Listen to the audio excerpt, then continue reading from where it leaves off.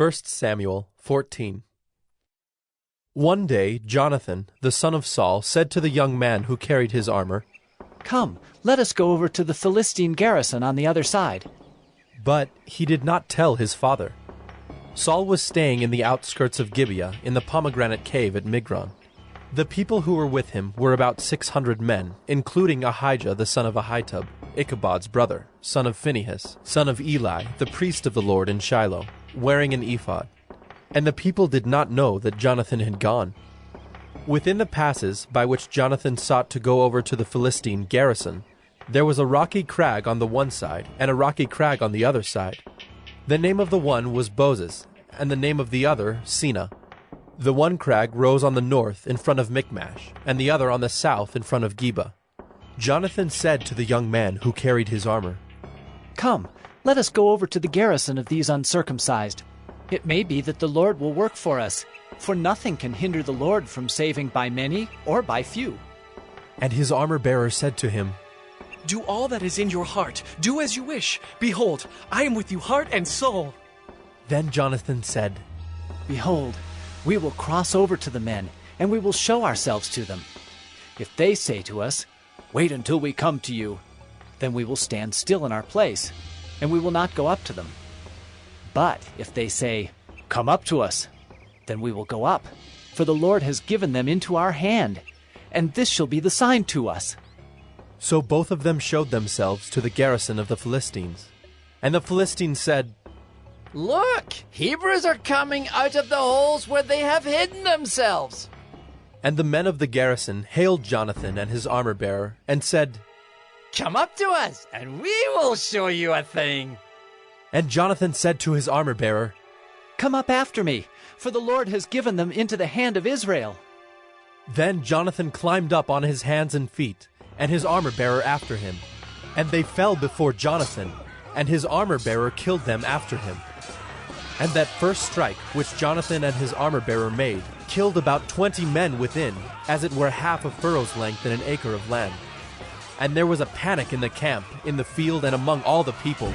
The garrison and even the raiders trembled, the earth quaked, and it became a very great panic. And the watchmen of Saul and Gibeah of Benjamin looked, and behold, the multitude was dispersing here and there. Then Saul said to the people who were with him, "Count, and see who has gone from us." And when they had counted, behold, Jonathan and his armor-bearer were not there. So Saul said to Ahijah, "Bring the ark of God here." For the ark of God went at that time with the people of Israel. Now while Saul was talking to the priest, the tumult in the camp of the Philistines increased more and more. So Saul said to the priest, "Withdraw your hand." Then Saul and all the people who were with him rallied and went into the battle. And behold, every Philistine's sword was against his fellow, and there was very great confusion. Now the Hebrews who had been with the Philistines before that time, and who had gone up with them into the camp, even they also turned to be with the Israelites who were with Saul and Jonathan. Likewise, when all the men of Israel who had hidden themselves in the hill country of Ephraim heard that the Philistines were fleeing, they too followed hard after them in the battle.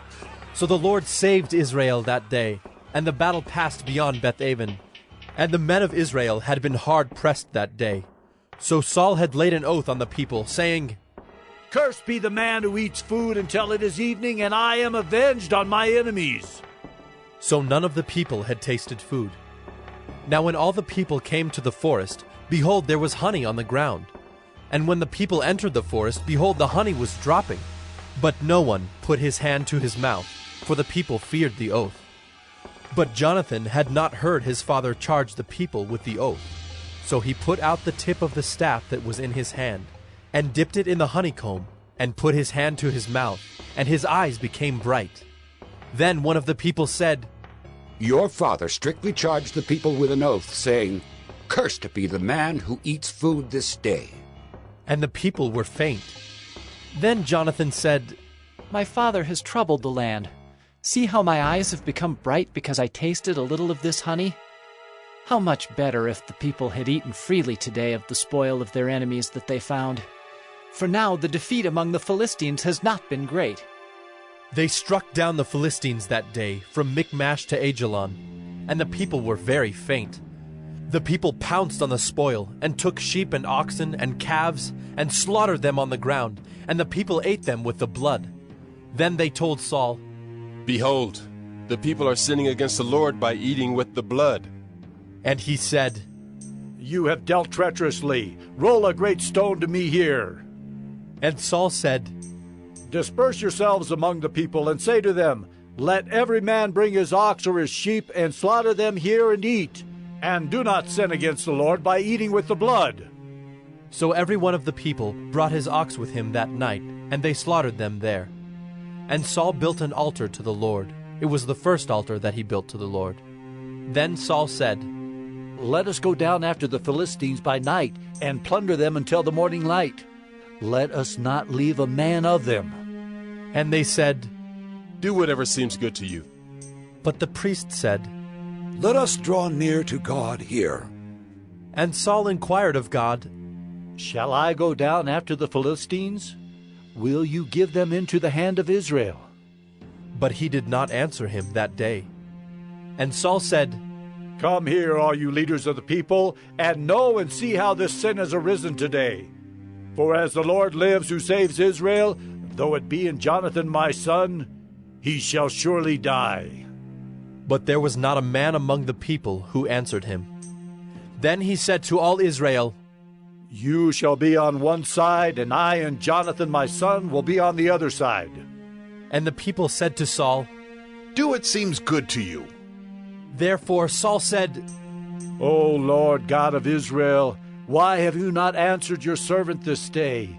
If this guilt is in me or in Jonathan my son, O Lord God of Israel, give Urim. But if this guilt is in your people Israel, give Thummim. And Jonathan and Saul were taken, but the people escaped. Then Saul said, Cast the lot between me and my son Jonathan. And Jonathan was taken. Then Saul said to Jonathan, Tell me what you have done.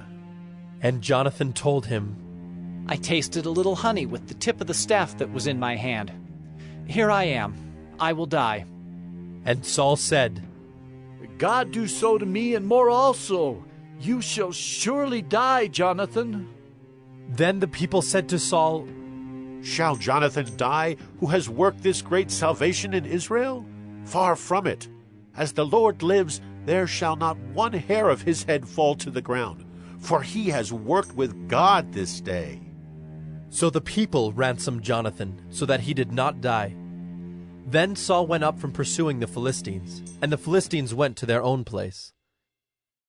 When Saul had taken the kingship over Israel, he fought against all his enemies on every side, against Moab, against the Ammonites, against Edom, against the kings of Zobah, and against the Philistines. Wherever he turned, he routed them.